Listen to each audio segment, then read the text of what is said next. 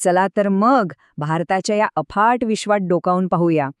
हे जे विश्लेषण आहे ना, ते आपल्याला फक्त माहिती नाही देणार, तर आपल्या देशाचं एक स्पष्ट आणि सुसंबद्ध चित्र उभं करणार आहे. आणि हो, जे परीक्षेची तयारी करत आहेत त्यांच्यासाठी तर हे खूपच फायद्याचं ठरू शकतं. आपला हा प्रवास 4 महत्वाच्या टप्प्यातून जाणार आहे. आपण सुरुवात करूया शासनाच्या मूलभूत गोष्टींपासून. मग आपण आपल्या देशाचं भौगोलिक आणि आर्थिक स्वरूप समजून घेऊ. त्यानंतर इतिहासातली काही महत्वाची क्षण अनुभवू आणि शेवटी आपल्या रोजच्या जगण्यातलं विज्ञान बघू. सगळ्यात इंटरेस्टिंग गोष्ट ही आहे की हे चारही विषय एकमेकांशी कसे जोडलेले आहेत. तर आपला पहिला थांबा आहे भारताची शासन प्रणाली. कधी विचार केलाय की अब्जावधी लोकांचा आपला देश नक्की चालतो कसा?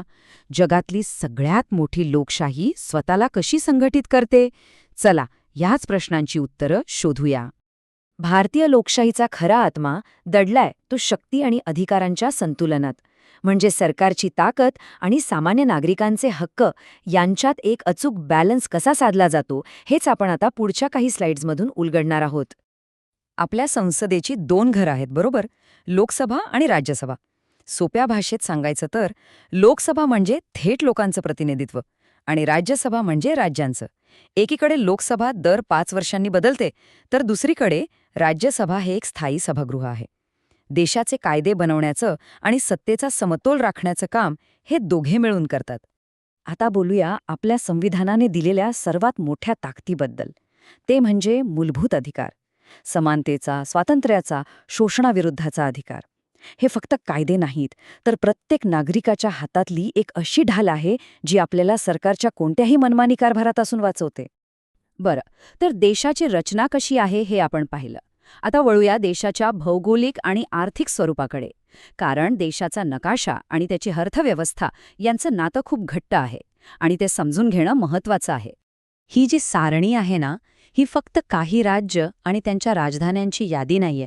हे आपल्या देशाच्या विशाल प्रशासकीय रचनेचं एक छोटंसं उदाहरण आहे. प्रत्येक राज्य म्हणजे एक वेगळी संस्कृती, एक वेगळी ओळख, आणि हे सगळं मिळूनच तर विविधतेत एकता सिद्ध होते. GDP म्हणजे एकूण राष्ट्रीय उत्पादन. आता हे नाव ऐकून घाबरू नका. सोप्या भाषेत सांगायचं तर हे आपल्या देशाचा इकॉनॉमिक रिपोर्ट कार्ड आहे. या एका आकड्यावरून कळतं की देशाची आर्थिक गाडी कोणत्या दिशेने चालली आहे, प्रगती होतीये की नाही, हे समजण्याचा हा एक सोपा मार्ग आहे. भारतात भूगोल आणि अर्थव्यवस्था यांचं नातं किती जवळचं आहे याचं हे उत्तम उदाहरण आहे. आपल्याकडे मान्सून म्हणजे फक्त पाऊस नाही, तर ती एक आर्थिक शक्ती आहे. पाऊस चांगला झाला की शेती चांगली, आणि शेती चांगली झाली की अर्थव्यवस्था मजबूत. याचा थेट परिणाम देशाच्या बजेटवर आणि आपल्या सगळ्यांच्या खिशावर होतो. आता वेळ झाली आहे इतिहासाची पानं उलटण्याची.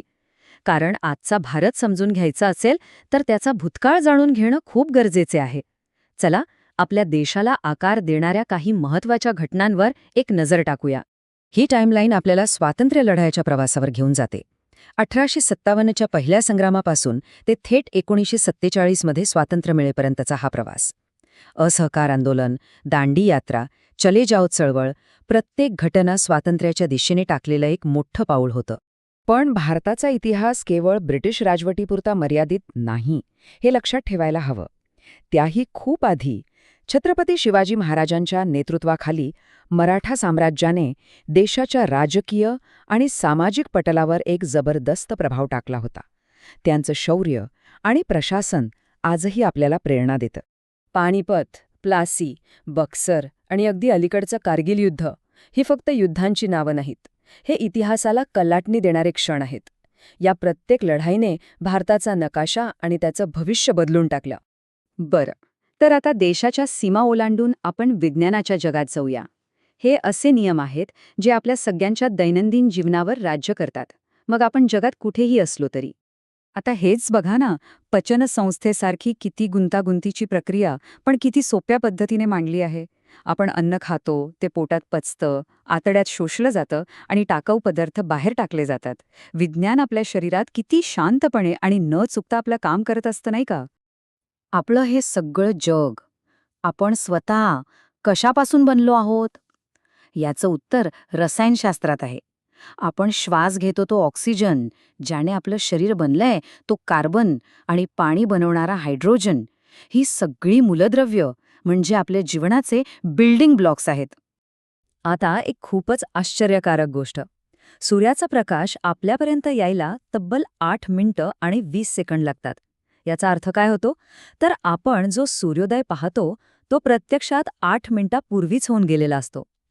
भौतिकशास्त्राचे नियम कधीकधी आपल्याला अक्षरशः चक्रावून टाकतात. तर मग नागरिकांचे अधिकार, मान्सूनचा पाऊस आणि जगातला प्रत्येक अणू, या सगळ्या वरवर वेगळ्या वाटणाऱ्या गोष्टी, पण त्या एकमेकांशी कशा जोडलेल्या आहेत हे आता आपल्या लक्षात आलं असेल. जेव्हा आपण शासन, भूगोल, इतिहास आणि विज्ञान या सगळ्यांकडे वेगवेगळे तुकडे म्हणून नाही तर एका चित्राचे भाग म्हणून पाहतो, तेव्हाच आपल्याला भारताची खरी सखोल ओळख होते.